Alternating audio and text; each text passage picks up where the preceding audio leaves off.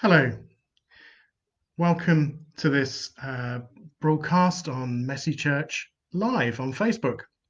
My name's Steve Hollingshurst, and we're going to be doing a sort of two-parter, a two-header today. So I'll be joined later on by Rachel Summers, who will also be filling in on this subject. We're looking today at outdoor worship and relating that to Messy Church. We are not actually Messy Church practitioners ourselves. We're actually part of a movement called Forest Church, but we've been doing outdoor worship for quite a while, and I'll tell you a bit more about that later. In this first part of this session, I'll be doing a little bit about the background to Forest Church, thinking about how Forest Church relates to Messy Church, and then I'll be handing over to Rachel partway through, and she'll be talking about some very practical things and some ideas about doing Forest Church, outdoor worship, Messy Church with families. My background into this is really that I'm involved in mission work with people into new spiritualities, and I have been doing that work for a number of years.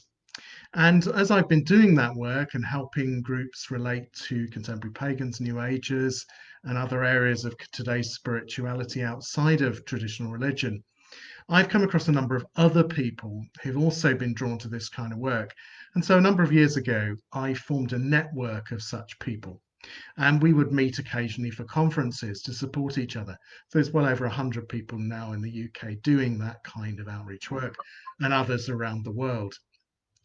And one of the debates we were having very often was what kind of church, what kind of worship would you do with those kind of people as part of their faith journey and if they came to a Christian faith? And that conversation in 2012 led to a discussion also about Forest School and the inspiration people had drawn from that with its approach to teaching outside and engaging with the natural environment. And from that, the idea of Forest Church was born as really an experimental movement. Now, it's very much a movement. There isn't a structure, a hierarchy. No one officially oversees Forest Church. But there are a number of us who've been in from the early days who kind of keep an eye on things and try and help people explore sensible ways of engaging with nature. And so there are books available on Forest Church. You can get a book by Bruce Stanley with a foreword by me on Amazon. There's also another book called Earthed, which is exploring theology and Forest Church and theology and nature connection. There's also a website called The Mystic Christ, the Communities of the Mystic Christ, which became a sort of home for Forest Church activities, and there are a number of resources on that site. There's also a Facebook group for people who are part of Forest Church that anyone can join. It's an open group.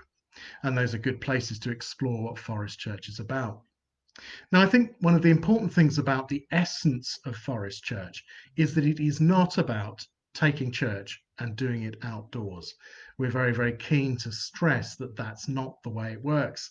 Indeed, rather, one lets the outdoors dictate to you how you do church. And that's one of the really key principles of it. A lot of what goes on in Forest Church is about reconnecting with the seasons in a society where very often we are disconnected from the seasons of the year and the agricultural year within that.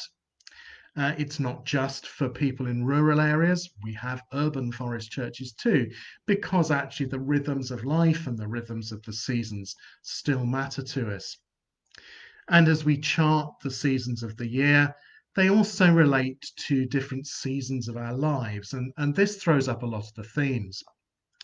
For those of us who live in the Northern Hemisphere with a European cultural heritage, the mission of the church in the early centuries after the collapse of the Roman Empire influenced enormously the way Christian dates and seasons were set up. And in fact, many of the normal festivals of the Christian church were deliberately related to the traditional seasons of the year, to things like solstices and equinoxes, and the changes from winter to spring, from spring to summer to autumn and back into winter again. And so we often find there are rich themes in Christian festivals that chime with the themes in nature that is being revealed to us. And we often reconnect with those and with ancient customs, with seasonal food and drink. One of the issues for this is, how does this actually work outside of Europe? If you are in the southern hemisphere, obviously there are big issues there with how the seasons work in reverse.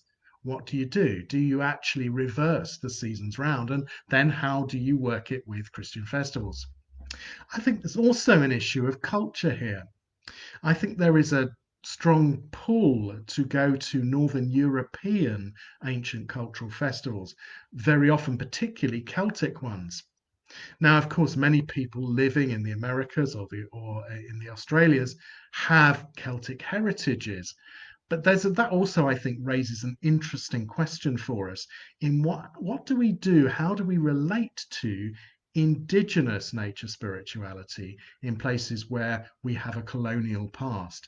Do we carry with us our colonial heritage, or how appropriately might we engage with local heritage? And that's, I think, an ethical issue to work out, an issue actually to be worked out between people groups in these nations to sort out something that has integrity within it. Forest churches actually often operate in very different ways. There's no fixed way to operate as forest church. If you like, there are instincts and principles. And I say the key one is that it's about engagement with nature. It often involves, therefore, exploring also environmental themes. So environmental activism is often part of the lives of those who are part of forest churches. There is a mission element to it. We're trying to engage with and make Christianity accessible to those who often have no church background or have turned their back on church and is exploring other spiritual paths. Within this, some groups do like far more ritual type activities. They have distinct worship slots. Others are more likely to engage in a walk, to engage with nature around and let nature speak to them in a more informal way. And there's no one right way of doing it. So if you want to explore the different kind of things that people are doing in Forest Church, you'll find there's a whole wealth of different types of activities out there. In the groups I've been involved in, and I've been involved in a couple now, we tend to start our meetings, if we have a more formal meeting, with seasonal food and drink. Also, we do craft activities and things like that. Now, at the moment you start saying food and drink, craft activities, worship, you can start to see why there might be a link between Forest Church and Messy Church. You can see the components there. We never, when we set up Forest Church, intended it deliberately to be accessible to all ages and families. But perhaps also because we had that kind of approach to things, and also because actually outdoor worship is somehow more accessible, I think, than worship in a church building, we found very early on that Forest Church groups were instinctively all age, that we would have children and families as part of them. One of the other things that I've found from my experience is we get a lot of men who otherwise would not engage with church. And I think that's something about maybe the crafty, the outdoor, lighting fires, all of that kind of thing, which is often very much part of the Forest Church experience. So I think there are fruitful things that can be learnt in the cross-cultural pollination between Messy Church and Forest Church. In a minute, I'm going to be handing over to Rachel Summers. Now, Rachel actually is a really good practitioner in this kind of way. Not only are we cooperating in this video, but actually we cooperate every year in helping run the Grove venue at the Greenbelt Festival. You may perhaps have come along to that. And within that, we try and also make sure that there's a program for all ages and different approaches to things. And Rachel is very, very good at running activities for families and children within that format. She has also actually published a number of books on this area, which are a really, really useful resource, things like Wild Advent and Wild Lent.